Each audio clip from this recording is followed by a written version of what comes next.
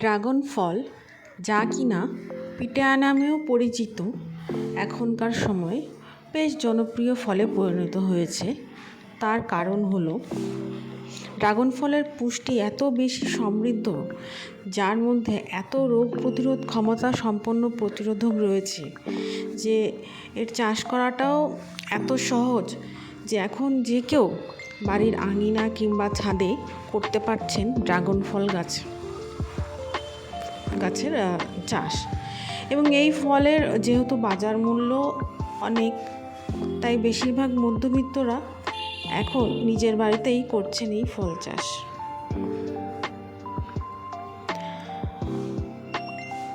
তবে এই ড্রাগন ফল গাছ বসিয়ে আমি এমন কিছু সমস্যা এবং অভিজ্ঞতার সম্মুখীন হয়েছি যে আজকে আমি নন্দিনী চলে এসেছি ড্রাগন ফল চাষের সময় কিছু সমস্যার আগের থেকে যদি নিরাময় করে রাখা হয় তাহলে অনেকগুলো সমস্যা থেকে আপনাদের হয়তো কিছুটা হলেও সাহায্য করবে। প্রথমেই আমি বলবো, চলে আসি টবের নির্বাচনে। টবের নির্বাচন যদি আমরা কাটিং বসানোর প্রাক্কালেই বড় মাপের নিয়ে নিই তাহলে পরবর্তীতে প্রতিস্থাপনের ঝামেলাটা আপনাকে পোহাতে হবে না, যেটা আমাকে পোহাতে হয়েছে। আমি এই দেখুন, এটা 8 ইঞ্চি একটি টব রয়েছে, তো এখানে থেকে আমি যখন এটা পরিবর্তন করি, প্রতিস্থাপন করি, তখন কিন্তু আমার বেশ সমস্যা হয়েছিল। তো সেই কারণেই আমি আপনাদের বলবো, প্রথম থেকেই বড় টবে আপনারা কিন্তু কাটিংটা লাগিয়ে দেবেন, বেশ বড় টবে, যেটা আমি পরবর্তীতে করতে গিয়ে আমার অনেক সমস্যা হয়েছিল। আমার গাছটা একটু বড় হয়ে গেছিলো। তার পরবর্তীতে চলে আসি, ড্রাগন গাছে যখন লাগাবেন তখন কিন্তু মাটিটা কিন্তু ঠিক আপনারা নির্বাচন করবেন। এই দেখুন, ড্রাগন গাছের কাটিংটা আমি জানুয়ারি মাসের 31 তারিখে লাগিয়েছিলাম, এবং এটা এই যে ক্লিপ এটা দেখতে পাচ্ছেন অংশটা, এটা হচ্ছে ফেব্রুয়ারি মাসের 20-22 তারিখ হবে সম্ভবত। তো এক্ষেত্রে আমি দেখছিলাম যে ড্রাগন গাছের সেরকম কোনো কোনো বৃদ্ধি বা পরিবর্তন আমি দেখতে পাইনি। সে কারণে আমি আবার এই ড্রাগন গাছের এটাকে আমি বার করি, কাটিংটাকে। তো দেখুন, এই ছোট্ট একটা কাটিং ছিল, সেটাতে তো কোনো শেকড় গজায়নি, এবং মাটিটাও বেশ ভেজা ভেজা থাকছে। জল নিকাশি মনে হচ্ছে একটু সমস্যা হয়েছে, যেই মাটিটা আমি ব্যবহার করেছিলাম, সেই কারণে আমি এই মাটিটার মধ্যে আরও বালি মাটি মিশিয়ে, এবং অর্ধেক মাটি আর অর্ধেক বালি মিশিয়ে, এবং তার সাথে আমার বাড়ির তৈরি সার মিশিয়ে, জৈব সার মিশিয়ে আমি এটাকে আবার বসিয়ে দেব।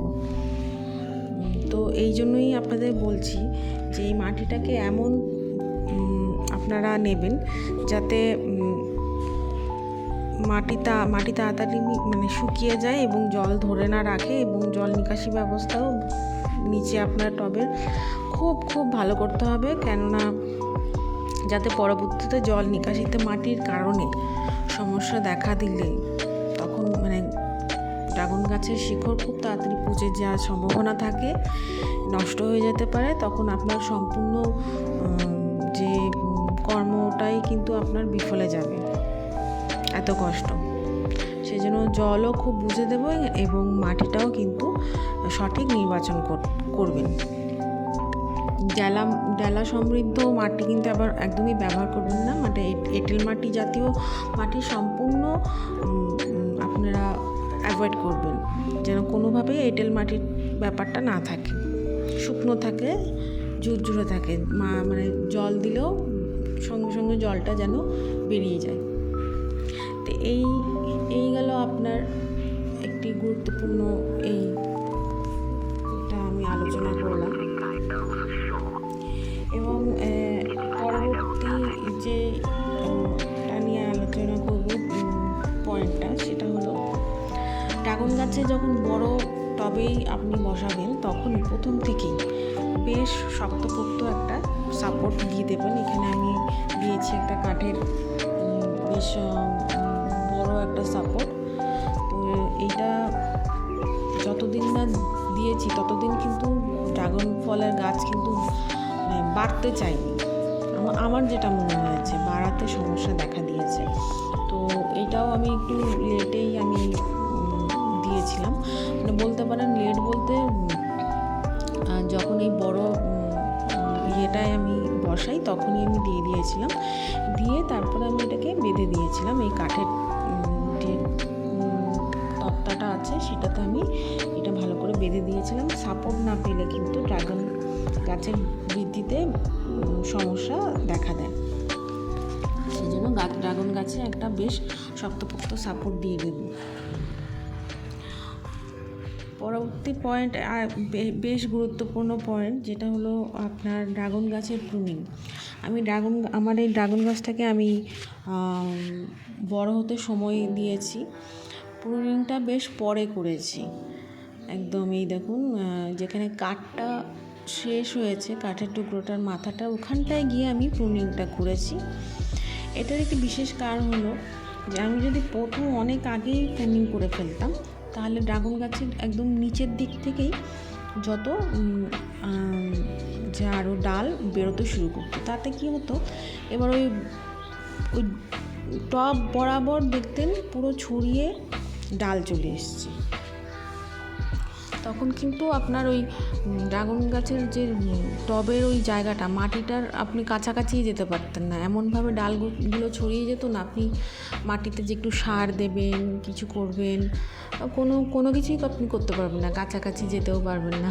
সেই জন্য আমি এই ডালটাকে এই কাঠের তক্তার মতনই বড় হতে দিয়েছি, যাতে ওপরে যাওয়ার পর ওটা ডালগুলো ছড়ায়, এবং তখন প্রুনিং করলে আপনার সুবিধে হয় সব থেকে বেশি।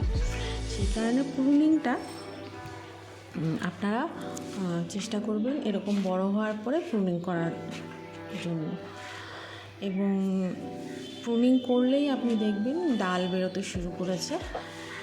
তো এভাবেই আমি এই দেখুন, এখানটায় আমি প্রুনিং করেছি, তো বেশ বড় করে নিয়েছি, শক্তপোক্ত করে, তারপর আমি প্রুনিং করেছি, ওপরে উঠতে দিয়েছি এবং সাপোর্ট দিয়েছি, তাতে আমার ড্রাগন গাছে বেশ এইবারে এখন এখানে অনেকগুলো ডাল চলে এসেছে।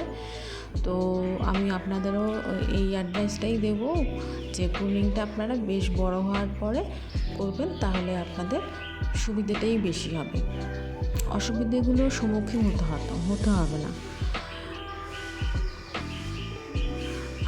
আশা করছি এই পয়েন্টগুলো আপনাদের জেনে সুবিধেও হবে, এবং ড্রাগন গাছ করার সময় যেই সমস্যাগুলোর খুব সম্মুখীন হতে হয় সেগুলো থেকে আপনারা মুক্তি পাবেন। ধন্যবাদ, ভালো থাকবেন, সুস্থ থাকবেন। এখনকার মতন আজকের ভিডিও এখানেই শেষ করছি। ভালো লাগলে লাইক করবেন, শেয়ার করে দেবেন এবং অবশ্যই সাবস্ক্রাইব করে দেবেন।